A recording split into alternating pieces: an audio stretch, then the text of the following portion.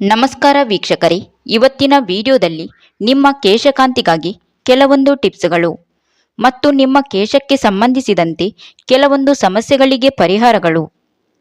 ಗೋರಂಟಿ ಎಲೆಯನ್ನು ಹುರಿದು ಪುಡಿ ಮಾಡಿ ಕೊಬ್ಬರಿ ಎಣ್ಣೆಯೊಂದಿಗೆ ಕುದಿಸಿ ಅದನ್ನು ಪ್ರತಿದಿನವೂ ಹಚ್ಚಿಕೊಂಡರೆ ಕೂದಲು ಉದುರುವುದು, ಬಾಲನೆರೆ ಇದನ್ನು ತಡೆಯಬಹುದು. ಹರಳೆಣ್ಣೆ, ಕೊಬ್ಬರಿ ಎಣ್ಣೆ ಮತ್ತು ಎಳ್ಳೆಣ್ಣೆಗಳನ್ನು ಕ್ರಮವಾಗಿ 1-2-3 ಪ್ರಮಾಣದಲ್ಲಿ ಸೇರಿಸಿ ನಿತ್ಯ ತಲೆಗೆ ಹಚ್ಚಿಕೊಂಡರೆ ಹೊಟ್ಟು ಸುಲಿಯುವುದು ಹೋಗುವುದಲ್ಲದೆ ಕೂದಲು ಉದುರುವುದು ಸಹ ಸುಧಾರಿಸುತ್ತದೆ.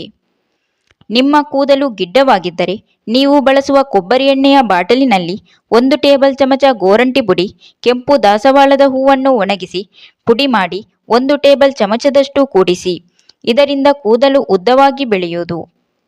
ಎಣ್ಣೆ ನೀರು ಹಾಕಿಕೊಂಡು ಕೂದಲು ಒಣಗಿದ ನಂತರ ಎಣ್ಣೆಯನ್ನು ಮೇಲೆ ಮೇಲೆ ಸವರಿಕೊಳ್ಳದೆ ಒಂದು ಬಟ್ಟಲಿನಲ್ಲಿ ಹಾಕಿಕೊಂಡು ಬೆರಳಿನಿಂದ ಅದ್ದಿ ಕೂದಲ ಬುಡದಲ್ಲಿ ಹದವಾಗಿ ಹಚ್ಚಿದರೆ ಹೊಟ್ಟು ಕೂದಲು ಉದುರುವುದು ನಿಲ್ಲುತ್ತದೆ.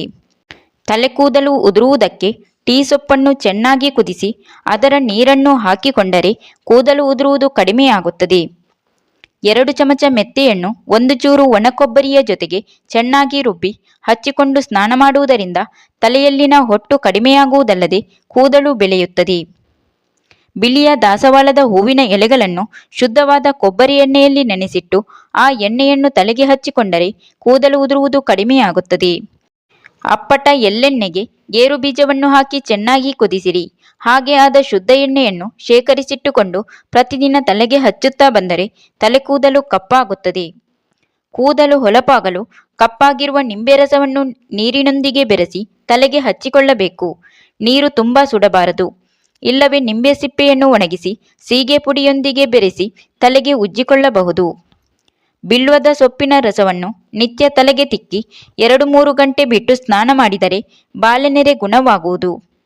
ಬಿಳಿ ದಾಸವಾಳದ ಹೂವಿನ ಎಸಳನ್ನು ತೆಗೆದು ಅದನ್ನು ಜಜ್ಜಿ ರಸ ತೆಗೆದು ತಲೆಗೆ ಹಚ್ಚಿಕೊಂಡು ಅರ್ಧ ಗಂಟೆಯ ನಂತರ ಸ್ನಾನ ಮಾಡಿದರೆ ತಲೆ ಕೂದಲು ಉದುರುವುದು ಕಡಿಮೆಯಾಗುತ್ತದೆ.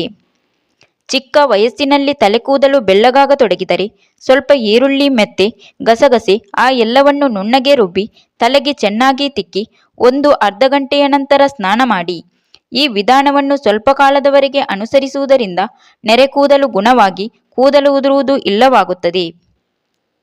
ಒಣಗೋಣ ಸೊಪ್ಪು ಮತ್ತು ಬಿಳಿಯ ದಾಸವಾಳದ ಎಲೆಗಳನ್ನು ಅರೆದು ನೆತ್ತಿ ಹಾಗೂ ಕೂದಲಿಗೆ ಹಚ್ಚಿಕೊಂಡು ಅಭ್ಯಂಜನ ಸ್ನಾನ ಮಾಡಿದರೆ ಕೂದಲ ರಾಶಿ ಹೇರಳವಾಗುವುದಲ್ಲದೆ ಹೊಳಪು ಮೆರಗು ಬರುತ್ತದೆ. ಕೂದಲು ವಾರದ ತನಕ ಗರಿಮುರಿಯಾಗಿರುತ್ತದೆ.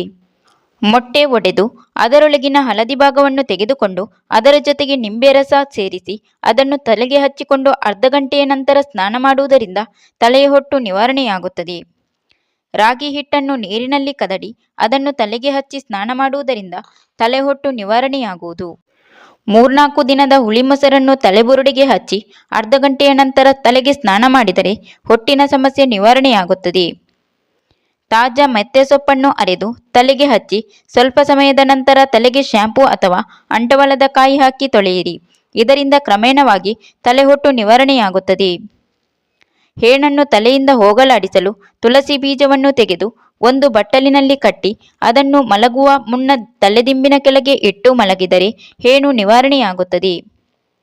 ಅಂಗಡಿಗಳಲ್ಲಿ ಸಿಗುವ ಮೆಡಿಕೇರನ್ನು ಉಪಯೋಗಿಸುವುದರಿಂದ ಹೇಣನ್ನು ನಿವಾರಿಸಿಕೊಳ್ಳಬಹುದು. ಕರ್ಪೂರ ಪುಡಿ ಮಾಡಿ ನಂತರ ಅದನ್ನು ಕೊಬ್ಬರಿ ಎಣ್ಣೆಗೆ ಹಾಕಿ ತಲೆಗೆ ಹಚ್ಚುವುದರಿಂದ ಹೇಣುಗಳು ನಾಶವಾಗುತ್ತದೆ. ತಲೆಯ ಬುರುಡೆಗೆ ತೈಲದ ಅವಶ್ಯಕತೆ ಇರುವುದರಿಂದ ತಲೆಗೆ ಕೊಬ್ಬರಿ ಎಣ್ಣೆ ಅಥವಾ ಆಲಿವ್ ಆಯಿಲ್ ಮಸಾಜ್ ಮಾಡಿ ಅರ್ಧ ಗಂಟೆಯ ನಂತರ ಸ್ನಾನ ಮಾಡಿದರೆ ತಲೆಯಲ್ಲಿ ರಕ್ತ ಪರಿಚಲನೆ ಚೆನ್ನಾಗಿ ಆಗಿ ಕೂದಲಿನ ಆರೋಗ್ಯ ವೃದ್ಧಿಸುತ್ತದೆ.